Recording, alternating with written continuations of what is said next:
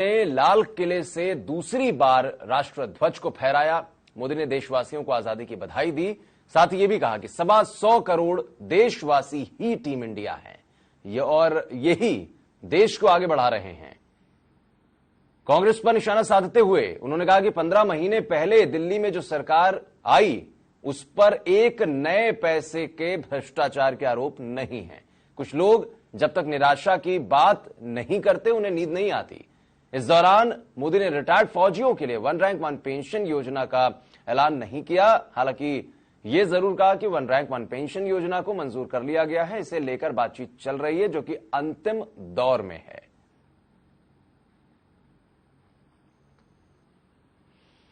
और इस दौरान प्रधानमंत्री मोदी ने कहा कि 125 करोड़ लोग टीम इंडिया हैं। वहीं यह भी कहा कि हमारे देश की एकता ही इस देश की सबसे बड़ी पूंजी है। हमारी सरलता, हमारा भाईचारा, हमारा सद्भाव, ये हमारी बहुत बड़ी पूंजी है। इस पूंजी को कभी दाग नहीं लगना चाहिए, कभी उसे चोट नहीं पहुंचनी चाहिए। अगर देश की एकता बिखर जाए तो सपने भी चूर चूर हो जाते हैं। और इसलिए चाहे जातिवाद का जहर हो, संप्रदायवाद का जुनून हो, उसे हमें किसी भी रूप में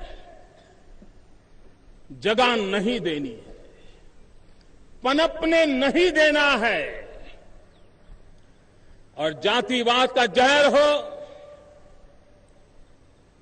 संप्रदायवाद का जुनून हो, उसे हमें विकास के अमृत से मिटाना है, विकास के अमृत धारा पहुंचानी है और विकास की अमृत धारा से एक नई चेतना प्रगटाने का प्रयास करना है। यह देश टीम इंडिया के कारण आगे बढ़ रहा है और यह टीम इंडिया 125 करोड़ देशवासियों की बृहद टीम है।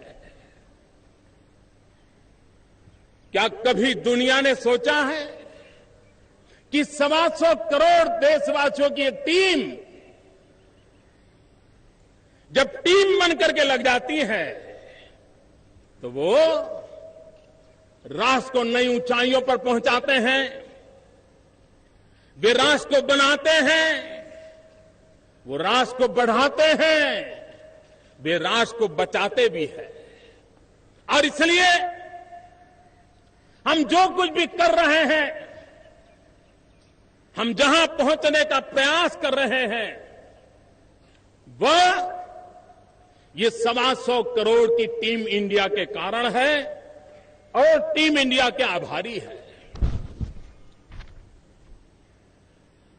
लोकतंत्र में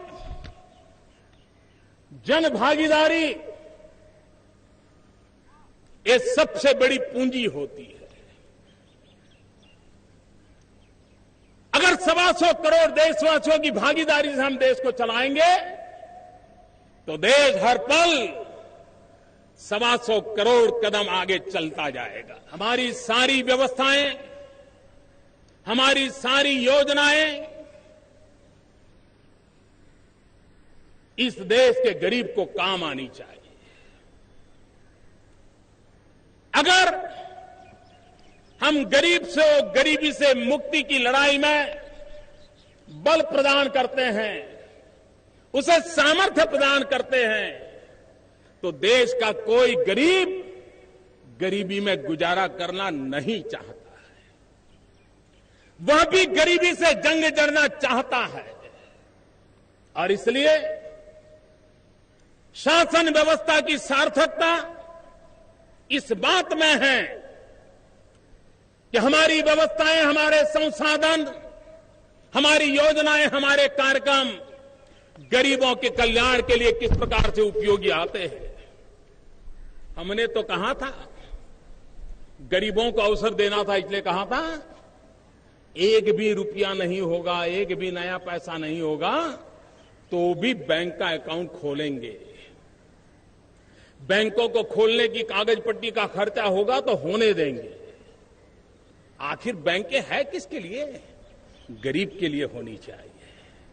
और इसलिए जीरो बैलेंस से हमने अकाउंट खोलने का संकल्प किया था, लेकिन मेरे देश के अमीरों को हमने देखा है, और इस बार देश ने गरीबों को भी देखा और गरीबों की अमीरी को देखा है।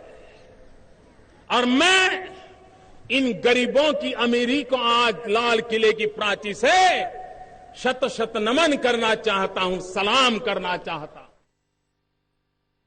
और देश में 69वां स्वतंत्रता दिवस बड़ी धूमधाम के साथ मनाया गया, जहां एक तरफ प्रधानमंत्री मोदी लाल किले की प्राचीर से तिरंगा फहराते नजर आए, तो वहीं बिहार के मुख्यमंत्री नीतीश कुमार ने सीएम हाउस में तिरंगा फहराया। इस दौरान सीएम हाउस में सांस्कृतिक कार्यक्रमों का भी आयोजन किया गया। मध्य प्रदेश में भी बीजेपी कार्यालय में सूबे के मुखिया शिवराज सिंह चौहान पहुंचे, तिरंगा फहराया। इस दौरान बीजेपी दफ्तर में तमाम बीजेपी के नेता कार्यकर्ता भी मौजूद रहे। मध्य प्रदेश के जबलपुर में स्वतंत्रता दिवस बड़े धूमधाम से मनाया गया। राइट डाउन स्टेडियम में मध्य प्रदेश के स्वास्थ्य राज्य मंत्री शरद जैन ने तिरंगा फहराया। इस दौरान बैंड की धुन पर पुलिस के जवान और स्कूली छात्र परेड करते नजर आए। कार्यक्रम में काफी संख्या में लोग पहुंचे थे। स्वतंत्रता दिवस को लेकर स्टेडियम के आसपास की सुरक्षा कड़ी थी।